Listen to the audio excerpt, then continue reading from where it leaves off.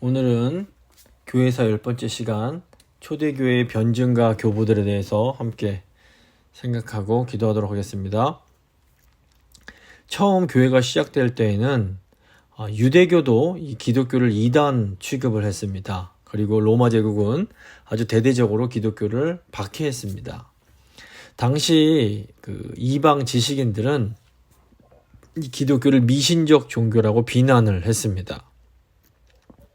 이런 안팎의 비난과 공격에 맞서서 기독교를 변호했던 사람들이 바로 변증과 교부들입니다. 저희가 지난주 살펴봤던 이 사도들에게 직접 신앙을 계승받은 속사도들은 이 사도들처럼 교회를 돌보고 교회를 향한 목회적 서신들을 남겼습니다. 반면에 이 변증과 교부들은 그 다음 세대라고 볼 수 있는데, 이 변증과 교부들은 교회를 위해서 변증적이고 신학적인 문서를 남기게 됩니다. 변증과 교부들은 주로 주후 2세기 초 중반부터 3세기 초까지 활동을 하면서 이 이성적으로 기독교 진리를 설명하고 기독교가 다른 이방 종교들보다 월등한 진정한 구원의 종교라는 것을 알렸습니다. 변증가들은 이방 지식인들에게 기독교를 알기 쉽게 설명해야 했기 때문에 복음에 당시에 유행하던 헬라 철학이라는 그 옷을 입혀서 전달을 합니다. 사실 이렇게 헬라, 즉 그리스 철학으로 이 복음의 진리를 설명하려고 했던 최초의 사람은 바로 사도 요한이었습니다. 요한복음, 저희가 함께 읽은 요한복음 1장 1절을 보시면 태초에 말씀이 계시니라, 이 말씀이 하나님과 함께 계셨으니 이 말씀은 곧 하나님이시니라, 이런 말씀이 나옵니다. 근데 여기서 말씀이 헬라어 로고스란 단어를 번역한 겁니다. 그래서 이 태초에 로고스가 계시니라, 이 로고스가 하나님과 함께 계셨으니 이 로고스는 곧 하나님이시니라, 이렇게 이제 원어로 표현하면 이렇게 됩니다. 이 로고스라는 단어는 본래 이 헬라 철학에서 우주를 지배하는 원리나 법칙 또는 이성의 뜻으로 이제 사용하던 개념입니다. 그래서 헬라 문화권 사람들에게는 이 로고스가 매우 익숙한 단어였습니다. 이 사도 요한이 구약 성경에 익숙하지 않은 이 헬라 사람들에게 예수 그리스도가 어떤 분이신지를 알려주기 위해서 의도적으로 그들에게 아주 익숙한 그런 단어였던 이 로고스란 단어를 사용했던 겁니다. 태초에 로고스가 있었다, 이 로고스가 하나님과 함께 있었다, 이 로고스가 바로 하나님이다, 이렇게 이제 말을 할 때에 이 헬라 사람들은 우주를 다스리는 보편적인 원리가 인간이 되었다라는 이 선포에 깜짝 놀라면서도 예수 그리스도가 온 우주를 다스리시는 그런 분이라는 것을 금방 느낄 수가 있었습니다.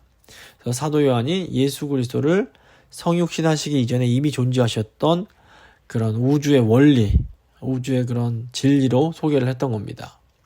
이 중국어 성경의 경우에는 이 로고스란 단어를 길도자를 사용해서 태초에 도가 있었는데 이 도가 하나님과 함께 계셨다, 이 도가 바로 하나님이시다, 이런 식으로 번역을 합니다. 잘 아시는 것처럼 중국 이 종교 사상 중에서는 도교란 것이 있습니다. 그래서 이 중국 사람들도 길도자를 그냥 단순한 어떤 길뿐 아니라 우주의 원리라는 의미로 사용을 하기도 합니다. 그래서 이 중국 이 도가 사상에 익숙한 중국인들은 이 초대교회 당시 헬라 사람들처럼 이 태초에 도가 계셨다, 이 번역을 딱 읽으면서 예수님이 어떤 분이신지를 더 쉽게 이해할 수가 있었을 것입니다. 그러니까 교회는 이렇게 복음의 진리를 사람들이 더 잘 이해할 수 있도록 각 문화에 맞게 번역하는 노력을 지금까지 계속해 왔습니다. 이 초대교회 변증가들은 이 사도 요한이 했던 것처럼 헬라 철학을 이 기독교의 이 생명의 진리를 설명하는 도구로서 잘 사용하기 위해서 굉장히 노력을 한 사람들이라고 볼 수 있습니다. 먼저 이 플라비우스 저스틴이라는 분을 살펴보겠습니다. 변증과 교부들 중에서 가장 이제 대표적인 분이 이 저스틴, 유스티아누스라고 불리는 분입니다. 영어로 이제 저스틴이라고 하는데, 이 저스틴은 변증가일 뿐 아니라 굉장히 위대한 순교자로도 알려져 있습니다. 저스틴은 주후 100년경 이스라엘 사마리아 지역의 이제 세겜이라고 불리는, 저희가 잘 알고 있는 그 지역에서 태어납니다. 저스틴은 그래서 스스로를 사마리아인이라고 불렀지만 뭐 할례나 율법에 대해서는 전혀 모르는 이방인이었습니다. 저스틴이 젊은 시절부터 철학에 관심이 많아서 이 철학을 통해서 인생의 문제를 해결하려고 했습니다. 그래서 그 당시 신플라톤주의에 깊이 심취해서 영적인 실체와 진리, 미, 선 등의 영원한 개념을 깊이 묵상합니다. 그가 철학의 영원한 목표에 거의 이제 도달했다고 생각할 무렵에 이 가이사랴 해변가에서 어떤 노인을 만나게 됩니다. 이 노인이 철학자들보다 더 먼저 있었던 히브리 선지자들을 인용하면서 진리를 알려줍니다. 노인은 또한 그리스도가 오셔서 선지자들이 예언했던 모든 것을 성취하셨다라고 말하면서 이걸 믿어야 된다라고 말합니다. 이 노인이 전해준 말이 어떻게 보면 지극히 단순했지만 이 저스틴에게 큰 감동을 주었고, 노인이 떠나간 후에도 여전히 그 말을 잊을 수가 없었다고 합니다. 결국 저스틴이 구약 성경과 복음서를 읽으면서 정말 살아있는 계시를 경험하고 회심을 하게 됩니다. 기독교로 개종한 저스틴은 이제 기독교인들을 찾아다니면서 복음의 교리와 교회의 역사에 대해서 배웁니다. 성직자로 안수를 받지는 않았지만 세례를 받은 후에 이 철학자의 옷을 입고 로마 제국을 돌아다니면서 헬라 철학에 익숙한 지식인들에게 이 복음을 전하는데 일생을 바치게 됩니다. 저스틴은 기독교의 가르침과 이 헬라 철학 사이의 유사점을 찾아내서 기독교야말로 가장 바르고 유익한 종교라는 것을 드러내기 위해서 노력합니다. 그래서 당대 이 헬라 지식인들에게 예수 그리스도를 설명하기 위해서 변증서를 많이 저술합니다. 저스틴은 열정적으로 그리스도를 증거했던 훌륭한 신앙인이었지만 어떤 의미에서는 헬라 철학을 좀 지나치게 수용한 그런 부분이 있습니다. 그래서 기독교 신앙과 헬라 철학의 경계를 모호하게 만들었다라는 비판을 받기도 합니다. 일단 저스틴은 예수 그리스도는 로고스이시며 이거는 뭐 사도 요한이 했던 말이기 때문에 저희가 받아들일 수 있습니다. 그리스도는 로고스이시며 모든 인간은 이 로고스에 참여함으로 하나님의 자녀가 된다라고 주장을 합니다. 뭐 여기까지는 괜찮아 보입니다. 그런데 이 저스틴이 여기서 한 발 더 나가서 그리스의 소크라테스, 헤라클레이토스, 뭐 그 외에 다른 철학자들이 비록 무신론자로 살았지만 이들이 로고스에 따라서 살아갔다면 그들도 기독교인이라고 할 수 있다라고 주장을 합니다. 근데 이제 이 주장은 그리스도가 로고스라는 말을 너무 과도하게 많이 밀고 나간 것으로 보입니다. 그래서 이제 비판을 받게 됩니다. 하지만 그럼에도 불구하고 저스틴은 다른 그리스도인들에게 큰 존경을 받다가 주 166년에 다른 6명의 신자와 함께 참수형을 당해서 순교를 당하게 됩니다. 저스틴이 죽음을 당하기 전에 우리 주 예수 그리스도를 위하여 고통받는 것 이상 바랄 것이 없다. 이것이 모든 사람이 반드시 당할 무서운 심판대 앞에서 우리에게 구원과 기쁨을 주기 때문이다. 라는 고백을 했다고 전해집니다. 그러니까 변증과 교부로서 이 저스틴의 가르침이 이 사도적 가르침, 복음의 가르침에 근거하고 있는 것은 분명해 보입니다. 그리고 사실 저스틴이 이게 헬라 철학을 사용한 것도 이 복음을 이방인들에게 전하기 위한 열정 때문이었습니다. 그런데 이제 아까 좀 살펴봤지만 이 헬라 철학을 지나치게 너무 받아들였다는 그런 한계가 좀 보이는 것 같기도 합니다. 그래서 이 저스틴 이후에도 이 초기의 교회 이단들에 대항하면서 기독교의 교리적 체계를 세우기 위해서 노력했던 훌륭한 변증가 교부들이 이제 더 있습니다. 그래서 이 교부들에 의해서 초대교회 기독교 신학이 이제 형성이 되는데 가장 유명했던 이제 그 부류가 세 부류로 나눠집니다. 교부 터툴리안이라는 분에 의해서 북아프리카의 카르타고란 지역을 중심으로 시작됐던 도덕적이고 법을 중시하는 라틴 신학이 하나 있고, 또 교부 이레니우스라는 분을 중심으로 이 안디옥에서 형성된 목회적이고 좀 역사에 강조점을 두는 소아시아 신학, 이제 또 한 가지가 더 있고, 또 이제 교부 오리엔이라는 분을 중심으로 이집트의 알렉산드리아에서 형성된 굉장히 형이상학적이고 진리에 중점을 둔 알렉산드리아 신학이 있습니다. 오늘은 이제 이 세 분을 더 살펴볼 텐데, 먼저 이 터툴리안이 형성한 라틴 신학을 형성한 터툴리안에 대해 생각해 보겠습니다. 이 교부 터툴리안은 도덕적인 성향이 강하고 법을 중시하는 라틴 신학을 만들어냅니다. 그 터툴리안은 이 라틴 문화권, 그러니까 고대 로마어인 라틴어를 사용하는 이 라틴 문화권에서 이 어거스틴을 제외하고는 가장 뛰어난 신학자로 인정을 받습니다.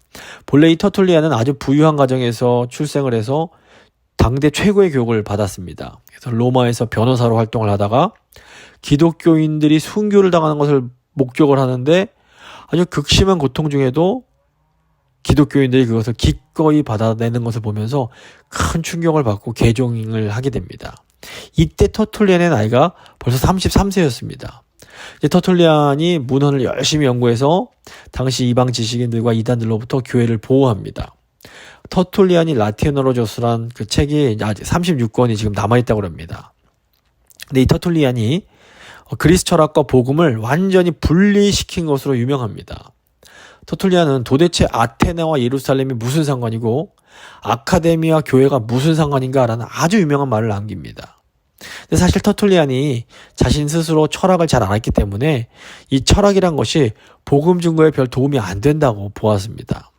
이런 태도는 변진가요 순교자였던 저스틴과는 정상반되는 그런 태도라고 볼 수 있습니다. 이게 참 신기한 것인데, 한 분은 복음을 위해서 이 헬라 철학을 끌어안고 한 분은 또 복음을 위해서 헬라 철학을 배척을 하는 그런 이제 태도를 보입니다. 근데 이제 신구약 성경이라는 용어도 처음으로 사용한 사람이 바로 이 터툴리안입니다. 특별히 이 터툴리안은 삼위일체론과 관련해서 아주 큰 기여를 하게 됩니다. 삼위일체라는 그 라틴어 용어를 처음으로 만들어내고 또 한 본체 안에 세 위격이 연합하여 계신다라는 입장으로 삼위일체를 공식화시켜서 훗날 니케아 공의회에 아주 큰 영향을 주게 됩니다. 굉장히 신학적으로 의미 있고 중요한 분입니다. 그런데 안타깝게도 이 터툴리안이 말년에 정통교회를 떠나서 저희가 몇 주 전에 살펴봤던 이단이던 이 성령파 이단이던 몬타니우스 주의자들, 몬타니스트라고도 불리는데 이 사람들에게로 이제 가게 됩니다. 왜 그런가 하면 터툴리안은 굉장히 금욕주의적이고 엄격한 신앙적 기준을 가지고 있었는데 당시 로마교회 지도자들이 터툴리안이 보기엔 너무나 세속적으로 타락한 모습을 보였던 것 같습니다. 이 모습에 환멸을 느끼고 이제 느꼈던 겁니다. 그래서 예를 들어서 로마 감독 같은 경우에 당시에 재혼을 허용하는데 이 몬타누스파 같은 경우는 도리어 엄격하게 재혼을 금지했습니다. 그러니까 터툴리안이 보기에는 차라리 이 몬타니스트들이 자신의 가르침을 더 잘 따르는 것으로 이제 생각을 했던 것 같습니다. 근데 이제 결국 터툴리안이 이렇게 결국에는 이단으로 이 판정을 받은 몬타니우스 주의자들에게 간 것은 이 교회사에 있어서 굉장히 가슴 아픈 사건이라고 볼 수 있습니다. 어쨌건 이 터툴리안이 굉장히 훌륭한 그런 분이었던 것은 저희가 인정을 해야 됩니다. 다음에 이제 소아시아 신학을 형성한 이레니우스라는 분이 있습니다. 이 교부 이레니우스는 안디옥 신학이라고 불리는 이 소아시아 신학을 이제 형성하게 됩니다. 이 이레니우스는 주후 135년경에 로마 제국의 속령이던 소아시아 지방에서 출생을 합니다. 이제 그 이레니우스의 부모님은 기독교인들이셨는데 이 이레니우스를 위대한 교회 지도자이며 속사도였던 폴리캅에게 보내서 교육을 받게 합니다. 이 폴리캅의 지도하에 이레니우스는 아주 훌륭한 성도요, 학자요, 지도자로 성장을 합니다. 그래서 이레니우스가 이 이단들로부터 교회를 지키기 위해서 이교 철학자들을 열심히 연구합니다. 그래서 이 이레니우스의 작품이 터툴리안을 비롯한 여러 변증가들에게도 잘 알려지게 됩니다. 당시 이 동방교회, 즉 이제 소아시아 지역의 이 이단들이 서방교회에게까지 영향을 많이 끼치고 있었습니다. 그래서 이 폴리캅은 이 영지주의자들과의 이제 그 수년간의 싸움을 경험한 이레니우스를 이제 오늘날의 프랑스 지역인 고을 지방으로 보내서 그 지역에 있는 이단들과 이제 싸움하는 것을 이제 돕게 합니다. 이레니우스가 이제 40명의 동료들과 함께 이 리옹으로 가서 리옹의 감독 포티누스를 돕다가 이 포티누스가 순교한 후에 그 뒤를 이어서 리옹의 감독이 됩니다. 이 이레니우스는 아주 신실한 목회자로서 복음을 전하고 이단들로부터 양들을 보호하고 기독교를 변호하는데 힘을 썼던 분입니다. 이 이레니우스는 저희가 살펴봤던 이 마르시온에 반대해서 구약과 신약이 서로 아주 밀접한 관련이 있음을 주장하고, 마르시온이 이제 신약 성경 가운데 그 정경에서 제외시켰던 사복음서를 모두 성령으로 영감된 정경이라는 것을 강력하게 지지를 합니다. 그러니까 오늘날 정통신학을 수호하는 데 굉장히 지대한 역할을 합니다. 또 이레니우스가 예수 그리스도의 신성을 부인했던 에비온주의자들과 또 예수 그리스도의 인성을 부인했던 발렌티누스주의자들을 모두 반박을 하면서 하나이시며 동일하신 그리스도 안에 신성과 인성이 이렇게 통일되어 있다라는 것을 주장을 하게 됩니다. 또 이레니우스는 그러니까 주후 2세기 이 기독교 교리를 전체적으로 정리했던 아주 위대한 신학자라고 볼 수 있습니다. 더불어서 이 교회적으로도 소아시아 교회의 전통과 로마 교회의 전통을 연합시킨 아주 교회의 위대한 지도자였습니다. 이레니우스가 이 로마 교회 전통과 일치하는 이 교리적 전통의 권위만이 이 교회의 통일성을 유지하는 아주 가장 좋은 길이라고 봤습니다. 그래서 로마 주교직의 수익권을 이제 옹호하게 되는데, 근데 안타깝게도 이것이 훗날 로마 교황의 수익권 사상으로 발전하는 계기가 됩니다. 그래서 이레니우스 사상이 로마 교황권과 관련해서는 그의 의도와 다르게 로마 교황에게 절대적인 권위를 주는 방향으로 이제 어떻게 보면 악용되었다고도 이제 볼 수 있습니다. 이 이레니우스가 정확하게 언제 죽었는지는 알려지지 않았는데 아마도 주후 202년경 그 septimius severus 황제 치하에서 순교를 했을 것이다 라고 이제 추정되고 있습니다. 그래서 아무리 훌륭한 이 사상이 있다고 해도, 동기는 참 순수한 마음으로 만들어졌다고 해도 후에 그 사상을 어떻게 사용하는지에 따라서 이것이 선용될 수도 있고 악용될 수도 있다는 것을 저희가 이 이레니우스의 이 사상을 통해서 또 보게 됩니다. 이제 마지막으로 이제 오리겐, 알렉산드리아 신학을 형성한 오리겐을 살펴보겠습니다. 교부 오리겐은 형이상학적이며 진리에 중점을 두었던 이집트 알렉산드리아 신학을 만들어낸 장본인입니다. 이 오리겐은 니케아 공의회 이전 교부들 중에서는 최고의 신학자였습니다. 그러니까 오리겐은 한마디로 천재 신학자였으며 이 오리겐이 저술한 신학책들이 어마어마하게 많습니다. 오리겐은 요한복음에 대한 이제 주석을 쓰는데 요한복음 1장 1절 단 한 절로 책 한 권 분량을 썼을 만큼 그 지식이 아주 방대하고 심오했습니다. 그래서 사람들은 이 오리겐이 가르쳤던 교리 중에서 어떤 것들은 정말 하늘의 감동을 받은 것처럼 아주 심오하고 아름답지만, 근데 어떤 교리들은 아주 저 지옥에서 올라온 것처럼 이상하다라고 평가를 하기도 합니다. 그 오리겐이 주후 185년에 지금의 이제 이집트 알렉산드리아의 기독교 가정에서 태어납니다. 근데 이제 어린 시절에 아버지가 순교당하시는 것을 보고 자기도 아버지 따라서 순교하겠다고 결심하고 그 순교 받는 장소로 이제 갑니다. 근데 어머니가 오리겐의 옷을 숨기면서 제발 순교하지 말라고 간곡히 부탁을 해서 순교의 뜻을 접었다고 전해집니다. 이 오리겐이 비록 순교를 당하진 않았지만 대신 내가 매일매일 순교하는 순교자의 삶을 살겠다 이렇게 결심을 합니다. 이 오리겐이 성경과 신학을 공부하고 세속 철학과 학문도 당대의 그 지식은 거의 다 섭렵을 합니다. 그래서 18살 때 신학과 성경을 가르치는 교리문답학교의 교장이 될 정도로 아주 뛰어난 사람이었습니다.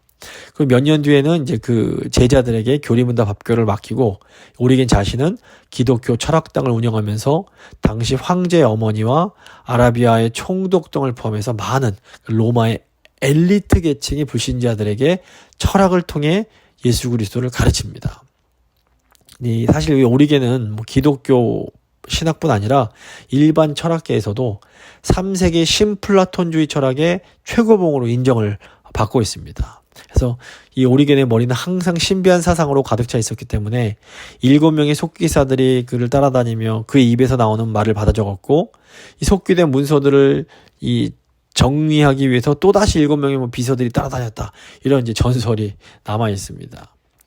문제는 이제 이 오리겐도 플라톤 철학을 지나치게 이렇게 끝까지 밀고 나간 겁니다. 오리겐은 신플라톤주의의 영향으로 인간의 영혼이 육체가 창조되기 전에 이미 존재했다라고 이제 믿었습니다. 영혼은 이제 이때 범죄한 죄로 인해서 육체에 거하게 됐으며, 이 세상은 영혼을 정결케 하는 장소다라고 주장을 합니다. 또 오리겐이 주장했던 것 중에 만유회복 구원론이란 그런 이제 그 신학 이론이 있는데, 오리겐은 하나님이 절대적인 사랑이시기 때문에 결국 근본이 인간과 다름없는 순수 영혼이었던 마귀들과 사단도 결국 맨 마지막에 가서는 다 구원을 받고 모든 창조물들이 순수한 영혼의 원래의 상태를 회복하게 될 것이다 라는 이제 주장을 합니다. 근데 이제 오리겐이 이 만유회복 구원론을 말할 때에는 이것은 정말 무슨 뭐 교회의 어떤 공식적인 교리라기보다는 순수한 나의 사변에 불과하다라고 설명을 덧붙입니다. 그런데 당시 오리겐의 영향력이 너무 컸기 때문에 이 오리겐의 개인 생각이 어떤 개인적인 의견으로 남지 못하고 당대 이 교회에 큰 영향을 주게 됩니다. 결국 주후 543년에 오리겐이 이제 죽은 지 한참 지난 후인데, 콘스탄티노플 종교 회의에서 오리겐의 이제 사상이 이단으로 판정을 받는 일이 또 생기게 됩니다. 그럼에도 불구하고 한때 정말 순교를 열망했던 이 오리겐의 뜨거운 신앙과 깊은 학식은 당대의 많은 사람들에게 감동을 주었습니다. 오리겐은 철저하게 자신을 절제하면서 굉장히 금욕주의적인 삶을 살았습니다. 그는 매일같이 침대 없이 딱딱한 땅바닥 위에서, 그것도 최소한의 수면만을 취했고 음식도 필요한 최소한의 양만을 먹었다고 합니다. 그리고 또 무엇보다 제자들을 가르칠 때 어떤 헛소문이 나지 않게 하기 위해서 자신을 거세한 것으로도 굉장히 유명합니다. 마태복음 19장 12절 보시면 어머니의 태로부터 된 고자도 있고 사람이 만든 고자도 있고 천국을 위하여 스스로 된 고자도 있도다. 이 말을 받을 만한 자는 받을지어다. 이 말씀이 있는데, 오리겐이 이 말씀을 받아서 스스로 천국을 위해서 스스로 고자가 된 거였습니다. 그러니까 오리겐이 오늘날 보면 어떻게 이런 일을 하나 싶기도 한데, 당시로서는 정말로 예수님을 너무 사모하고 천국을 너무 사모했기 때문에 그런 어떤 이런 일조차도 할 수 있었던 것으로 보입니다. 오리겐이 당시에 이제 순교를 간절히 소망하면서 썼던 글이 남아있는데, 그걸 한번 제가 읽어드리겠습니다. 의를 위해 애매히 고난을 받고 욕을 당한 자들을 위해 하늘에서 큰 상을 받기 위해 경기장에 임하는 당신들을 생각합니다. 그리고 인자 때문에 즐거움에 참여한 것을 기쁘게 여깁니다. 이는 사도들이 그분의 이름을 위해 불명예를 당하면서 고통을 받은 것과 같습니다. 만일 당신들이 영혼을 되찾기 원한다면 그리스도의 마음을 깊이 새기시기를 바랍니다. 그러면 이런 말씀을 들을 수 있을 것입니다. 내 영혼아 내가 어찌하여 낭망하며 어찌하여 내 속에 불안하여 하는고, 너는 하나님을 바라라. 나는 내 얼굴을 도우시는 내 하나님을 오히려 찬송하리로다. 당신들이 요동치 않기를 위해 기도드립니다. 환난 가운데서 무서운 칼날이 우리 목에 놓여도 모든 지각에 뛰어난 하나님의 평강이 여러분들을 지키시기를 바랍니다. 그리고 이 모든 이들의 주님과 함께 할 것을 통해 늘 평안이 있기를 바랍니다. 정말 성경을 곳곳에 인용하면서 아름다운 글을 남깁니다. 결국 오리겐이 주 249년에 데시우스 황제 박해 기간에 신앙 때문에 잡혀서 잔인한 고문을 받고 석방을 되었다가 얼마 되지 않은 69세의 나이로 이제 세상을 떠나게 됩니다. 좀 오늘 말씀을 마무리 지어보도록 하겠습니다. 이 초대교회 변증가 교부들을 보면 참 모두 순교적인 삶을 살았던 훌륭한 정말 모범적인 신앙인들이었습니다. 물론 그분들을 보면 어떤 시대적 한계가 분명히 보입니다. 그래서 아무리 훌륭하고 탁월한 신앙인이라도 그 삶이나 신학이 완전 무결할 수는 없습니다. 하지만 그럼에도 불구하고 이 변증과 교부들이 그 예수님을 향한 그 마음의 중심의 그 아름다움은 저희가 무시할 수 없고 굉장히 존경해 마땅합니다. 그런데 저희 재건교회도 이와 비슷한 부분이 있습니다. 저희가 이제 재건교회사를 쭉 공부해 보면 뭐 재건교회가 100%다 옳았다라고 말할 수는 없습니다. 신사참배와 뭐 그 순교 그리고 그 배교란 이런 어려운 시대적 상황 속에서 재건교회가 어쩔 수 없이 다소 지나치게 강한 주장을 했던 그런 측면이 있습니다. 하지만 그렇다고 해도 재건교회 성도들의 그 하나님을 향한 그런 중심은 결코 우리가 함부로 무시할 수 없고 굉장히 존경받아 마땅한 것이라고 볼 수 있습니다.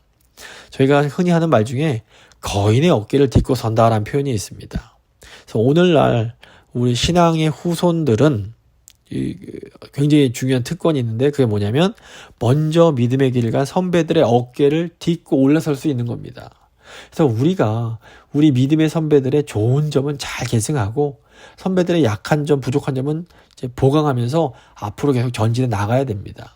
그래서 저희가 과거의 재건교회가 어떤 그런 과거의 특수한 상황 때문에 어쩔 수 없어서 또는 사실 잘 몰라서 실수한 부분에 대해서는 저희가 정직하게 인정하고 회개하고 지금 그 훌륭한 부분을 살려서 새롭게 저희가 앞으로 나아가면 됩니다. 그래서 이 시간 한번 기도하실 때 하나님 저에게 좋은 신앙의 선배들 허락하시고 감사합니다.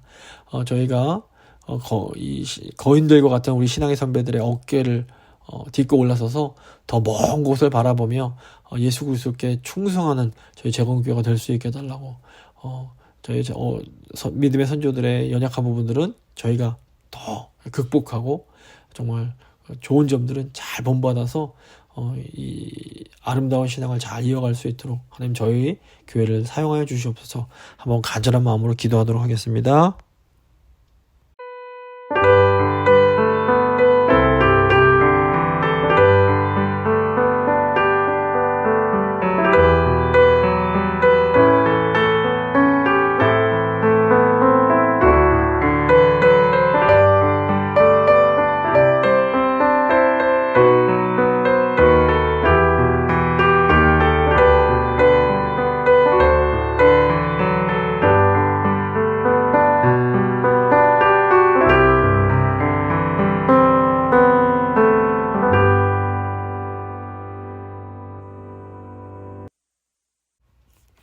기도하시겠습니다. 살아계신 하나님 감사합니다. 오늘 초대교회 변증과 교부들을 통해서 그분들의 신앙의 위대한 점과 또 그분들의 시대적 한계를 저희가 함께 보았습니다.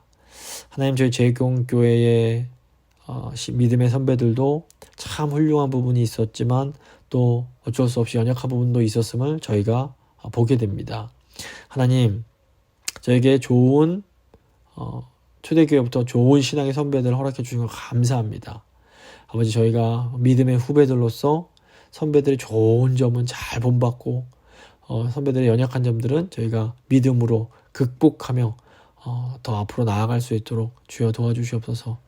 특별히 저희 재건교회를 긍휼히 여기시고 저희가 이 땅에서 하나님께서 저희에게 원하시는 그 사명을 정말 신실하게 잘 감당하고 나아갈 수 있도록 저에게 힘과 능력을 더하여 주시옵소서. 살아계신 주님께 저희 교회를 맡기며 귀하신 우리 주 예수 그리스도의 이름으로 기도드립니다. 아멘.